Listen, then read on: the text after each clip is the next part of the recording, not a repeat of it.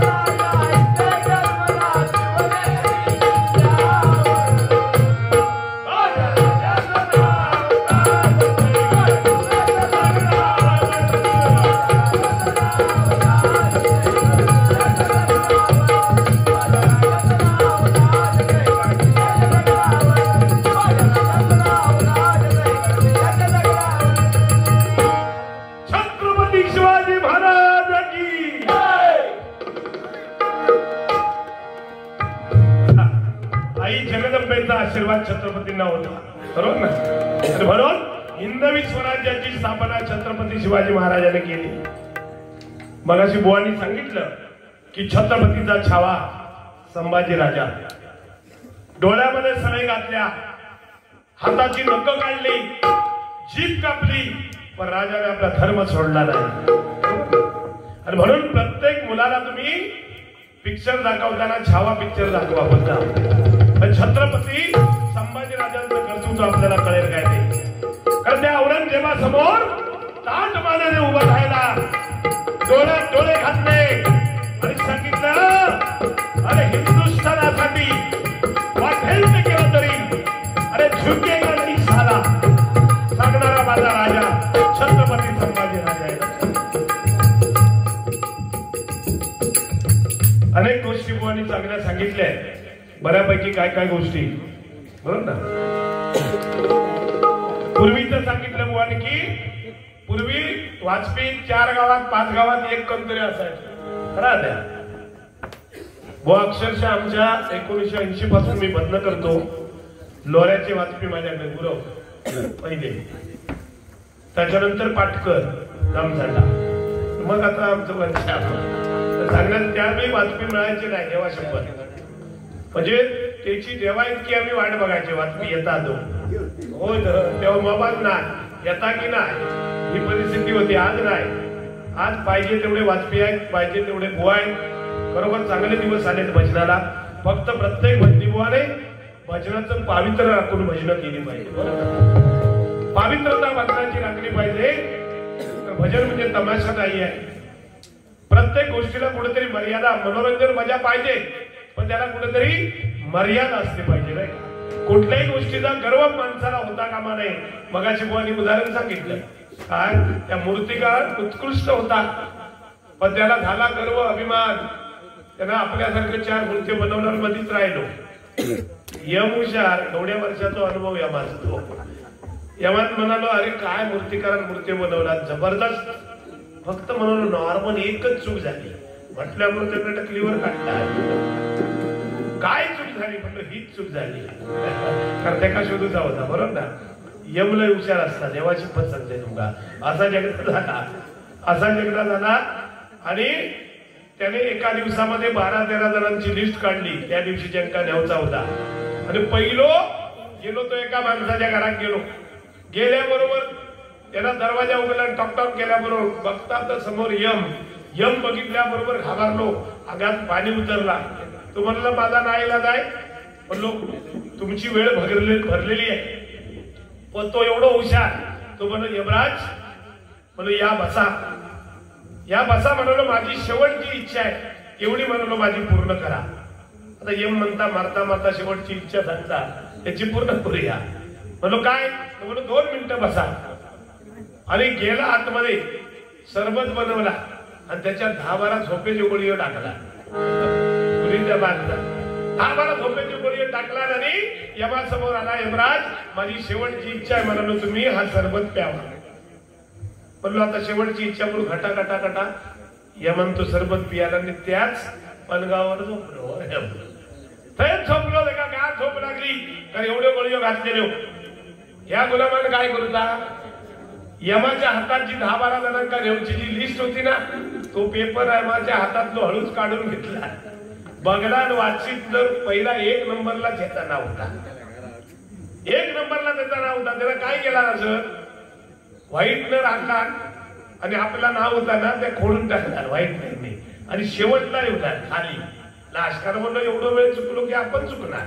म्हणून खाली लिवला, परत त्या पेपराची घडी केला आणि यमाच्या हातात ठेवला, थोड्या वेळाने यम ती धुंदी उतारल्याबरोबर उठलो आणि म्हणता, अरे काय, अरे तू काय माणूस आहेस, अरे काय सरबत बनवलं, अरे तुझा सरबत प्यायल्याबरोबर म्हणाल मला ताबडतोब झोप आली, एवढा म्हणालो मी तुझ्याला खुश आलोय, मी म्हणालो वरसून सुरुवात करणार होते नेऊ, आता खालना करते म्हणाला,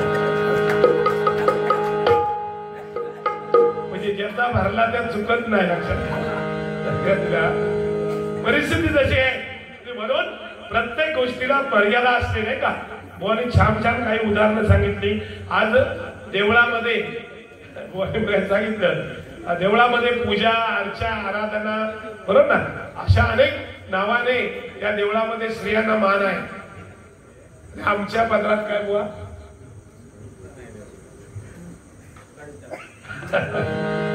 बुवा मी तुम्हाला खरंच सांगतो, म्हणजे तो विषय तुमचा योग्य आहे, पण मी प्रामाणिकपणे सांगतो, देवामध्ये, त्या देवळामध्ये देवाने आपल्याला रूप दिलं आहे बघा. शंकर नावाची माणसं शंकराच्या देवळात, विठ्ठलाचं नाव विठ्ठलाच्या देवळात, पांडुरंगाचं नाव पांडुरंगाच्या देवळात, बरोबर. पुरुषांना म्हणजे परमेश्वराचं स्थान दिलंय ना, विषय लक्षात दिला. नुसती घंटात नाही. ठीक आहे, विनोदाचा भाग, बाकी काय नाही. पण बुवांनी सांगितलं हे सत्य आहे. 3 अक्षरी रावण, 2 अक्षरी कंस आणि 1 अक्षरी मी. हा माणसाला मी झाला की विषय संपला. जीवनामध्ये तुम्हाला पुण्य मिळवायचं असेल तर मी सांगतो प्रामाणिकपणे, एकदा तरी पंढरपूरला जा. एकदा तरी पंढरपूरला जा. ह्याचं कारण एवढंच आहे, पंढरपूरला का जायचं? इथे देव नाही म्हणून नाही, पण तिथे आपल्याला संस्कृती बघायला मिळते. म्हणजे लक्षात घ्या, 75 वर्षाचा माणूस 10-12 वर्षाच्या मुलाच्या पायाला हात लावतो आणि माऊली नमस्कार म्हणतो. हे आपल्याला फक्त पंढरपूरला बघायला मिळेल. आजही 11 रुपयाची पावती त्या ठिकाणी केली जाते, बरोबर. आमच्याकडे क्रिकेटवाले येईल ते सांगणार 1000 हे कमी, आता घेणार नाही. तिकडे तसा नाही बघा, पण तिथे संस्कृती बघायला मिळते. बुवांनी सांगितलं बघाशी, जोपर्यंत महाराष्ट्र कधी सुधारला, त्या महाराष्ट्रातले वृद्धाश्रम जेव्हा नाहीसे होतील तेव्हा आपण समजू महाराष्ट्र सुधारला, बरोबर. तेव्हा आपण समजू महाराष्ट्र सुधारला.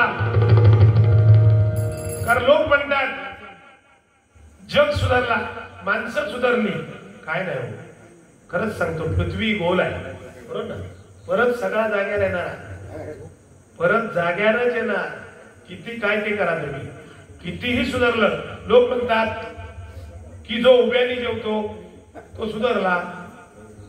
भुपे हा, उभ्याने जेवतो तो सुधारला. अजिबात ना. तो उभ्याने का जेवता ते का मूळ व्याध झाला. जो कुत्र्याला घेऊन फिरतो तो सुशिक्षित, अजिबात नाही. जे का मित्र नाही तो कुत्र्याला घेऊन फिरता.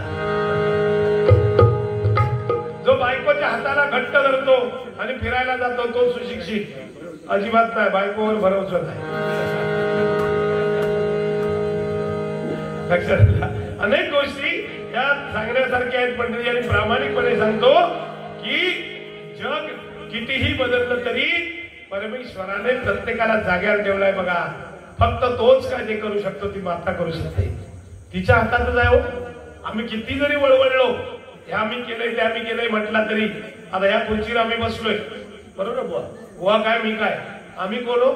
फक्त निमित्ताला कारण आपण करून घेणारा तो परमेश्वर आहे, बरोबर ना. त्याची इच्छा नाही झाली, आमचा श्वासच बंद केला नाही, संपलो, मी राहिलो. हा, शर्टाचा बटन लावून देत नाही. बरा माणूस मेलो की आमची लोक पण लय हुशार. बुवा माणूस कोण मेलो ना की लगेच रडतात. तुम्ही त्याच्यात सांगे नानाची काठी आणजा जाताना, नानाचा चष्मा आणजा, नानाची टोपी आणजा, नानाचा चप्पल आणजा. असो कोण म्हणता नानाची अंगठी आणजा, बँकेचा पासबुक घेऊन येतात, असं कोण म्हणता. कोण नाही कोणाचा. देवा शपथ, बुवाने मग सुंदर सांगितलं की ह्या जगामध्ये कोणाचं कोण नाही. बायको नवरा मेला, बायको दरवाजापर्यंत, समाज स्मशानापर्यंत आणि मुलं अग्निदेयपर्यंत, संपला विषय. कोणाचं कोण नाही. ज्याला आपण जन्म देतो, म्हणजे लक्षात घ्या, ज्याला आपण जन्म देतो तोच आपल्याला पेटवतो. ही जगाची रीत आहे, बरोबर. तोच आपल्याला पेटवतो. कोण कोणाचं नाही. माया जग आहे, सगळं मायेमध्ये आपण अडकलेलो आहोत.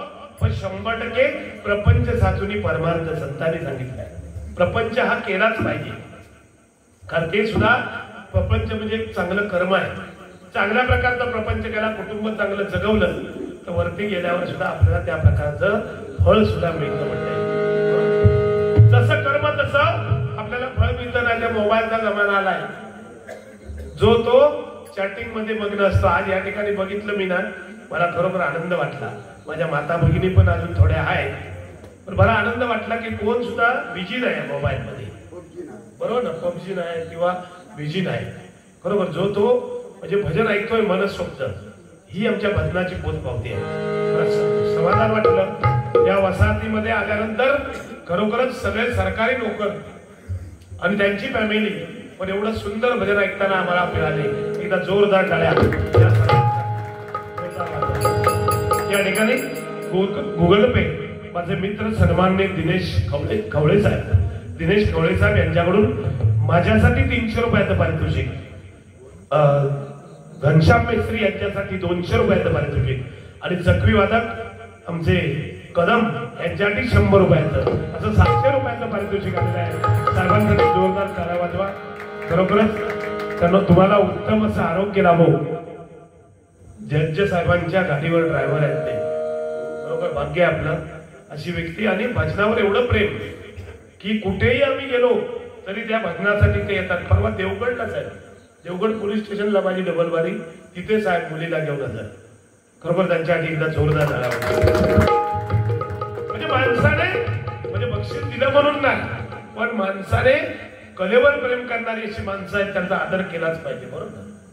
पैसा अनेक जणांकडे असतो, कितीतरी श्रीमंत लोक आहेत पण त्यांच्या घरात भजन होत नाही. आता काय मका सांगा, बंगलेवाला 10-12 कुत्रे बाहेर, बॉडीगार्ड 50, पण त्यांच्या घरात भजन झालेला मका सांगा तुम्ही, वाहणारच नाही. भाग्यवंता घरी भजन कीर्तन त्याची वाट पाहे रघुनंदन. कोणाच्या तरी घरात भजन होत नाही, भजनाचे टाळ वाजत नाही, त्याच्यासाठी भाग्यवानच माणूस लागतो. आज हे मंडळ भाग्यवान आहे.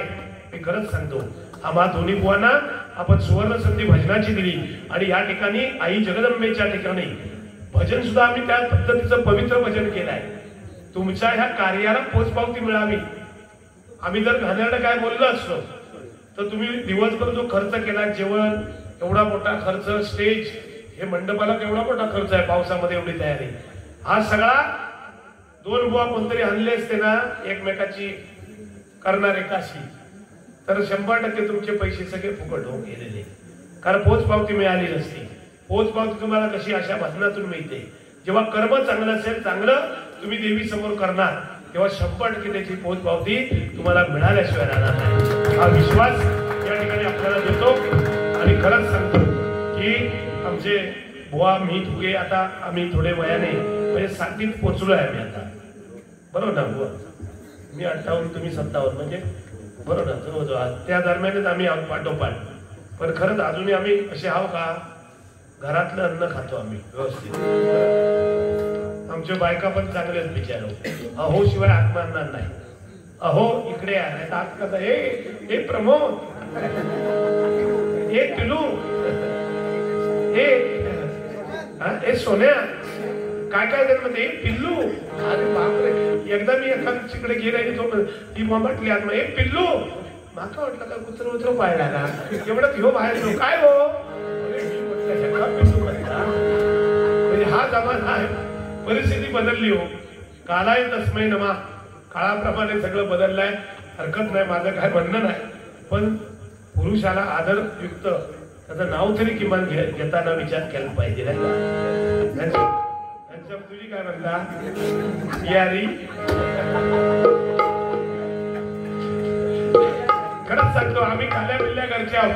देवाच्या असं एकदा एक झालं तुम्हाला सांगतो, आम्ही एका कार्यक्रमामध्ये मी गेलो आणि तिथे पाककलेची स्पर्धा होती. काय पाककलेची स्पर्धा, जबरदस्त लोक जमलेली.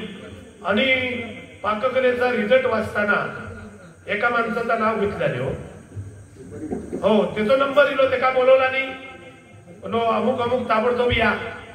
तो स्टेजवर गेलो आणि तो विचारता, साहेब परीक्षकांना, साहेब बोललो काय नेमका माझा नंबर कशामध्ये आला?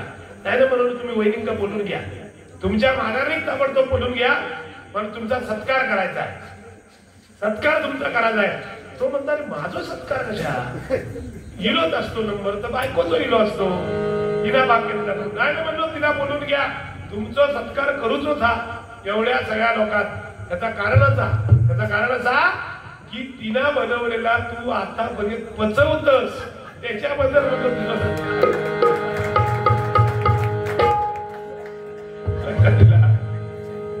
म्हणजे खालना तिचा लास्ट नंबर होतो म्हणून ते बोलवला नाही.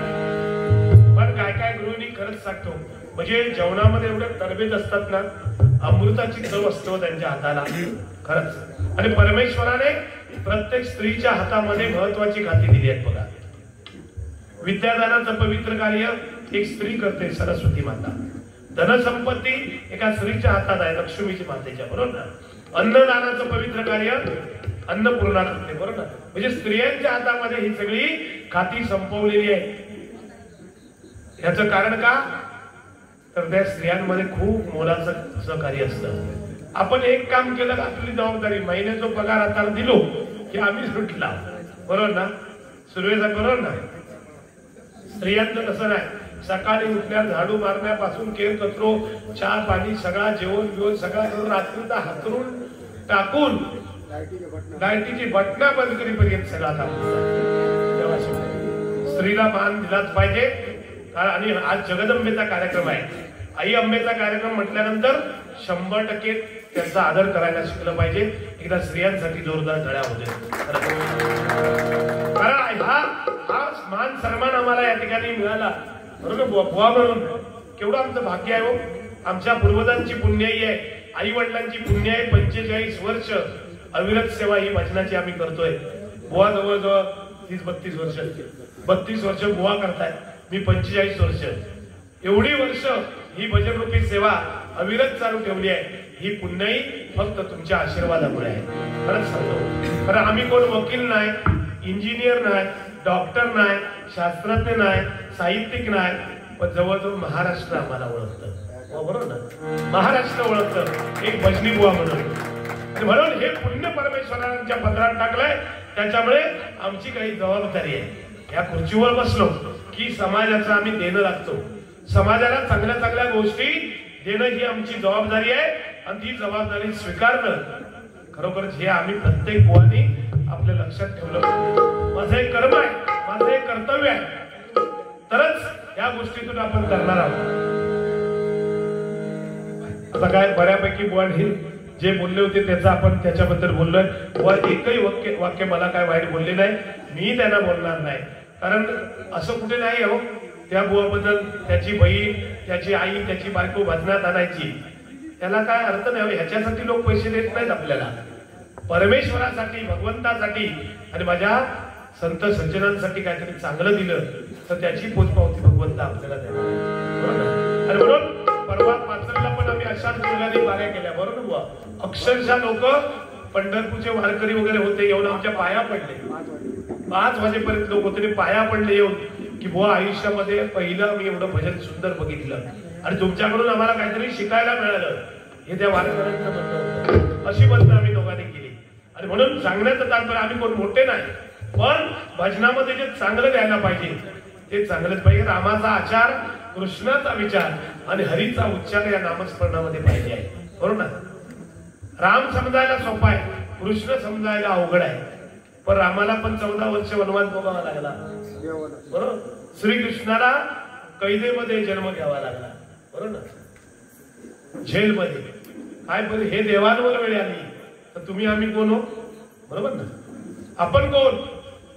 राम समजायला खरंच सांगतो, राम हे अक्षर आहेत ना, हे जे नामस्मरण चालू आहे ते फक्त प्रभू रामचंद्राच्या कृपेने. कारण वाल्या कोळ्याने वाल्या कोळ्या हा वाल्मिकी कसा आला, मरा मरा म्हणता म्हणता राम राम झाला, मरा मरा म्हणता म्हणता राम राम झाला. आणि त्या वाल्या कोळ्याचा वाल्मिकी झाला आणि त्याने शतकोटी रामायण दिलं. म्हणजे लक्षात घ्या, शतकोटी रामायण दिलं. आणि त्या ब्रह्मदेवाने काय केलं, त्या सगळ्या ग्रंथांचं वाटप स्वर्ग, मृत्यू आणि पाताळ ह्याच्यामध्ये समान करून टाकलं. 99,99,99,999 ग्रंथांचं वाटप स्वर्ग, मृत्यू, पाताळ समान केलं. प्रत्येकाच्या वाट्याला आले 33,33,33,333 फक्त एक ग्रंथ शिल्लक राहिला, तो अनुष्ठित ग्रंथ. त्याच्यामध्ये सुद्धा 32 अक्षर होती, ती सुद्धा 3 ठिकाणी वाटली गेली. 10 राहिली 2 अक्षर. ही 2 अक्षर म्हणजे राम आणि म. तो राम आहे, लक्षात घ्या. अनेक गोष्टी सांगण्यासारख्या आहेत, वेळेचं बंधन आहे. आणि बुवाने पण चांगल्या प्रकारे प्रबोधन केलं. मी सुद्धा तुम्हाला चांगल्या चांगल्या गोष्टी सांगण्याचा प्रयत्न केला. हे काळ बदललेला आहे बघा. काळ हा बदललाय. पूर्वी एखाद्याच्या घरामध्ये गावामध्ये एखाद्या वाडीत एखादं लग्न असलं ना 6 महिने बोंबाबोंब असायची बुवा, बरोबर ना. 6 महिने सगळी तयारी, पाहुणे पायांका निमंत्रण, 6 महिने. आता नाही. उद्या लग्न तर आज पत्रिका हातात येणार का गॅरंटी नाही. कोण लगीन मोडीत हे सांगता येणार नाही, बरोबर ना. कोणाला चांगला बघवत नाही देवा शपथ. हो काहीतरी करणार देवा. आणि कोकणी माणूस तुमका देवा शपथ सांगते, दयाळू, मायाळू, कष्टाळू, जीवाला जीव देणारा. खरंच सांगतो. वरून दिसतो काटेने पण आतमध्ये म्हणजे बरक्या फणसा झाला एकदम गोड. फक्त प्रॉब्लेम एक आहे कोकणी माणसाचा, एकच आपली हात आहे प्रामाणिकपणे. शेजाऱ्याचा चांगला होईसारखा नाही. शेजाऱ्याने गाडी घेतला की हे 2-4 जण एकटेच असणार. हे तुका माहिती आहे त्या परवानी गाडी घेतला नाही. मग दुसरं म्हणता घेतल्यानंतर काय हप्त्याला घेतला ना, ते जसं काय होत त्याचा हप्तो भरता. ही प्रवृत्ती आहे फक्त आपल्या कोकणी माणसामध्ये. देवाच्या कर्ज विरुद्ध बघा मर्यादित काढणार. देवा शपथ जास्त कर्ज घेणार नाही. इकडे पश्चिम महाराष्ट्रामध्ये बघा कर्ज वगैरे भरपूर घेतात, आत्महत्या होतात. आपल्याकडे नाही. कर्ज झेपत तेवढंच घेणार, जास्त घेणार नाही. एखाद्या कोणाचं काय शिल्लक ठेवणार नाही. एखाद्याचे 500 रुपये समजा घेतलेले आहेत तो समोर जो येता ह्यो खैल्या गल्लीत जाईल सांगता येणार एवढं स्वाभिमानी आमचं कोकणी माणूस. ठीक आहे. आता एक फॅशन आली बघा. आता फॅशन आली कसली बुवा, मुलगा किंवा मुलगी लग्न जमवायचं म्हटलं की पत्रिका काढतात. पत्रिका बरं, जन्मकुंडली पत्रिका. ठीक आहे, माझं काय म्हणणं नाही, माझा विरोध ते का नाही. पण याच्यापूर्वी आम्ही ते काय केलंच नाही, बरोबर. आम्ही 6 भाऊ आमच्या 6 जणांची लग्न झाली. 6 बायका पुण्या गोविंदाने आणतात एका घरात. पत्रिका काढली नाही, लक्षात घ्या देवा शपथ. आता पत्रिका काढतात. पण माझं प्रामाणिक मत आहे, जर पत्रिका काढूची झाली ना, लक्षात ठेवा मी सांगतो द्या, तर सुनेची आणि सासरेची काढा.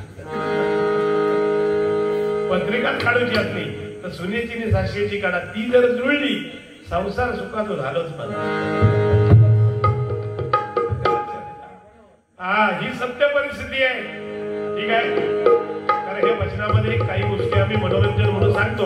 अरे हे जर थोडासा विरंगुळा केला नाही तर तुम्ही काय म्हणणार, जय जय राम कृष्ण हरी, अरे तुमच्या भजनापेक्षा झोप बरी, बरोबर का. आणि म्हणून हे सगळं सांगावं लागतं. कारण ज्याला ग्रंथ कळला त्याला संत कळला, ज्याला संत कळला त्याला भगवंत कळला. त्याला भगवंत कळला. ठीक आहे. वेळेचं बंधन आहे. बुवानी जसं मगाशी सांगितलं त्याप्रमाणे मी सुद्धा या ठिकाणी आता गजर घेतो आई जगदंबेवर, पण नॉन स्टॉप घेणार बुवानी सांगितलं तसं.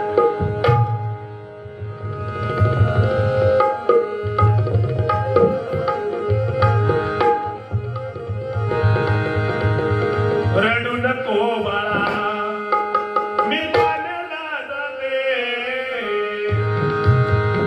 रडू नको बाळा मी पाण्याला जाते, पाण्याला जाते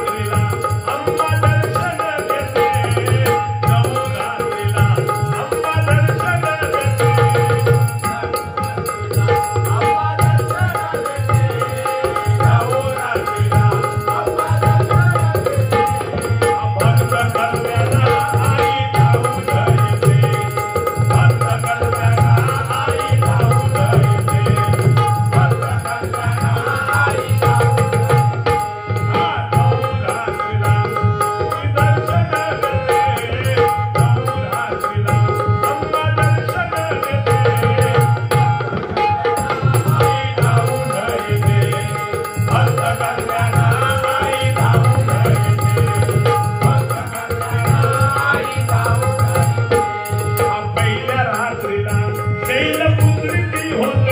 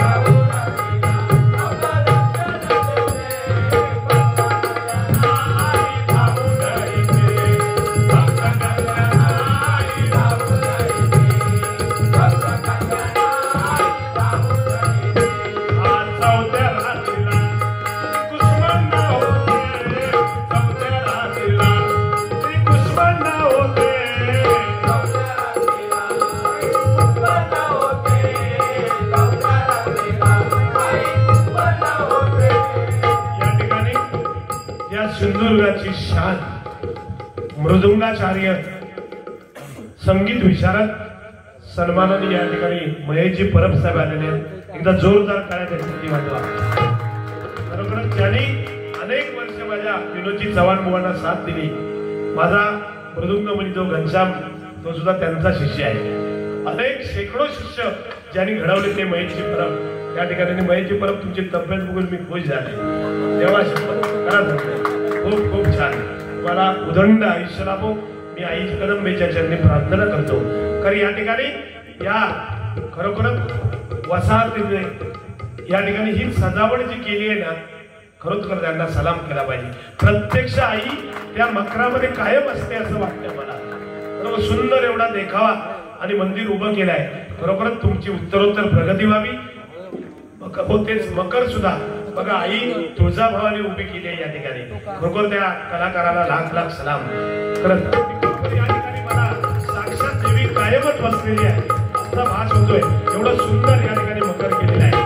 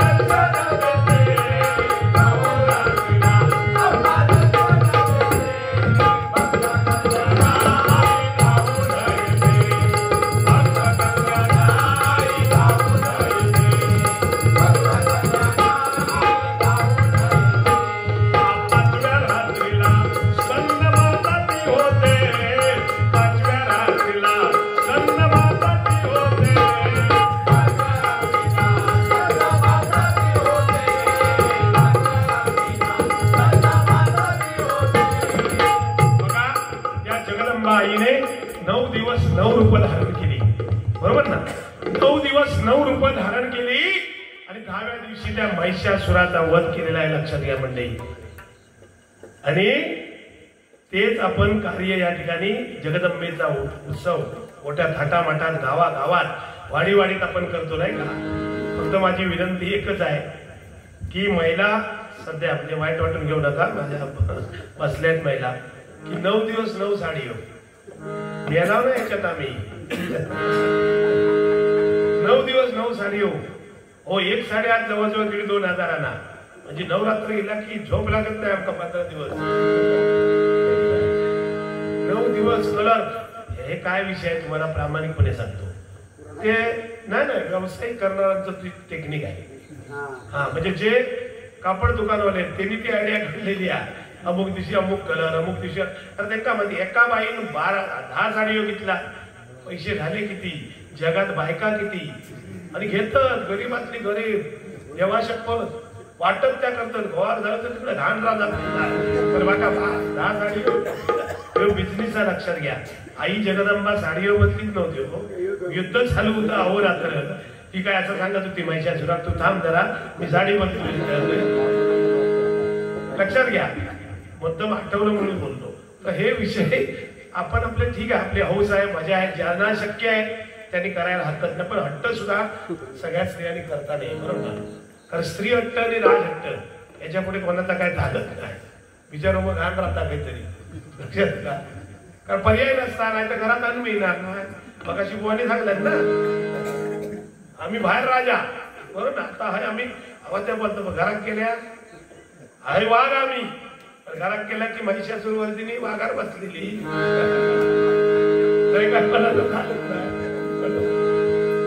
महिषासुरवर्धिनी काय असता आम्ही बाहेर तेवढे वाघासारखे. परिस्थिती अशी आहे. पण तुम्हाला सांगतो या महिषासुराचा जन्म कसा झाला लक्षात घ्या. रंभ आणि करंभ हे 2 राक्षस. रंभ आणि करंभ ह्या दोघांना लक्षात घ्या विद्या प्राप्त करायची होती आणि म्हणून त्यांचे गुरु शुक्राचार्य आणि करंब यांचे गुरु शुक्राचार्य, त्यांच्याकडे त्यांनी विचारला काय करायचं आम्ही, तर सांगितलं एकाने पाण्यामध्ये जा आणि एकाने अग्नीमध्ये प्रवेश करा. त्याप्रमाणे त्यांनी काय केलं बघा, पाण्यामध्ये करंब गेला आणि रंभ गेला अग्नीमध्ये आणि विद्या प्राप्त करण्यासाठी. आता हे इंद्रदेवाला कळलं की हे दोघे विद्या प्राप्त करतायत, जर ह्या दोघांना विद्या प्राप्त झाली तर सगळं विश्व नाहीचं करण्याची शक्ती या रंभ आणि करंबामध्ये आहे. सगळं विश्व नाहीचं करतील. म्हणून इंद्राने त्या पाण्यामध्ये मगरीचं रूप धारण केलं, पाण्यामध्ये मगरीचं रूप धारण केलं आणि त्या करंबाला आतमध्येच मारून टाकला पाण्यात. आता रंभ अग्नीमध्ये होता, आता रंभ त्याला बाहेर कसं काढायचं आणि त्याला मारायचं कसं, कारण त्या रंभाचं एका म्हैशीवर प्रेम होतं बघा. कोणाचं? रंभाचं एका म्हैशीवर प्रेम होतं. त्याचं विधिलिखित, कारण त्याला शुक्राचार्याने सांगितलं होतं की तू बाहेर निघालास, अग्नीमधून बाहेर निघालास की तुला पहिली जी व्यक्ती भेटेल ती तुझी पत्नी असेल. बाहेर गेल्या गेल्या म्हस दिसली, त्या म्हशीवर त्याने प्रेम केलं आणि त्या रंभापासून ती म्हैस गरोदर राहिली बघा. रंभापासून म्हैस गरोदर राहिली आणि म्हैस गरोदर राहिल्यानंतर काय झालं बघा, या ठिकाणी त्या अग्नीमध्ये त्या रंभाला आतमध्ये आहे, त्याला आता संपवायचं आहे. हे डोक्यात घेतल्याबरोबर त्या पद्धतीने काय केलं बघा, त्या अग्नीमध्ये प्रवेश केला आणि त्या रंभाला खतम केलं. केल्याबरोबर आता पूर्वीची पद्धत होती, नवरा गेला की बायकोने सती जायचं. पूर्वीची पद्धत, नवरा गेल्यावर बायकोने सती जायचं. म्हणून त्या म्हैशीने काय केलं, त्या अग्निकुंडामध्ये उडी टाकायला निघाली. तिच्या पोटात दुखलं, तिला त्या ठिकाणी मुलगा जन्माला आला. तो महिषासुर राक्षस, तो महिषासुर राक्षस आहे. तर महिषीपासून जन्माला आला म्हणून त्याचं नाव महिषासुर. अनेक गोष्टी आहेत म्हणून सांगतोय का,